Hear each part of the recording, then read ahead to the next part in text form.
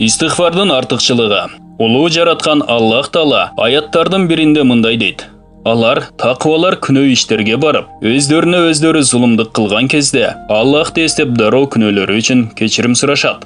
Али-Имран сүрөсү 135-аят. İslam alımlarından Alqama менен Асфат Кутман сахабалардан Азирети Абдуллах бин Масудтун мындай дегенин айтышкан.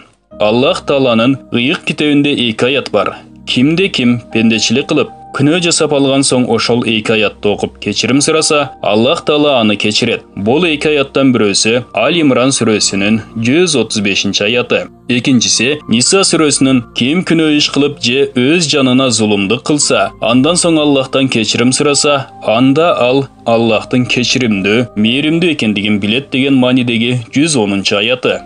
Мактоо менен жараткан эгеңди даңктагын жана андан кечирим сура. Албетте ал тооболорду кабыл кылуучу. Наср сүрөсү 3-аят. Азирети пайгамбарыбыз саллаллаху алейхи вассалам Аллах Таала өзүнөн көп кечирим сураган адамды кайгыдан, туңгуюктан алып чыгат. Ага күтпөгөн жерден рызкысын ыролойт деген. Абу Дауд. Пайгамбарыбыз саллаллаху алейхи вассалам дагы бир куттуу хадисинде мындай деген: "Мен жараткан Аллах Тааладан күн сайын 70 жолу кечирим сурап тообо кылам." Бухари. Рас, Азирети пайгамбарыбыздын саллаллаху алейхи вассалам бардык күнөөлөрү кечирилген болсо да, ал күн сайын Аллах Тааладан кечирим сураган. Куттуу хадистердин дагы биринде чынында эле жүрөгүм кээде дүйнө иштерине чулганып калат. Ошондуктан Аллах Тааладан күнүгө 100 жолу кечирим сурайм делет. Муслим.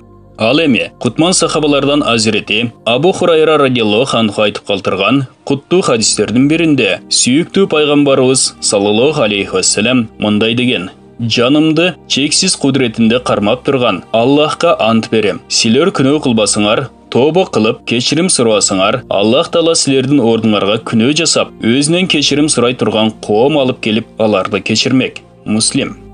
Күнөөлөрүнө өкүнүп, аларды жасабоого сөз берүү менен кечирим тилеп тообо кылган адам күнөө кылбагандай тазарат. Бирок бир жагынан кечирим тилеп, экинчи жагынан күнөө жасай берсек, бул чын дилден кечирим тилебегенибиздин далили болот. Кимде ким чын дилден кечирим тилей берсе, Аллах Таала ал адамдын кайгысын кубанычка, түйшүгүн жакшылыкка айлантып, ага эч күтпөгөн жерден мол рызкы ыролоп берет. Дуа жалгыз жараткан Аллахка гана кылынат. Ал эми анын акыбети пендеге тиет. Аллах Тааланын жакшылыгы, ырайымы чексиз. Күнөөлөрүбүз канчалык көп болбосун, жараткан Аллах Таалага чын жүрөктөн жалынып чалбарып, тообо кылып кечирим тилесек, иншаллах Аллах Таала кечирет.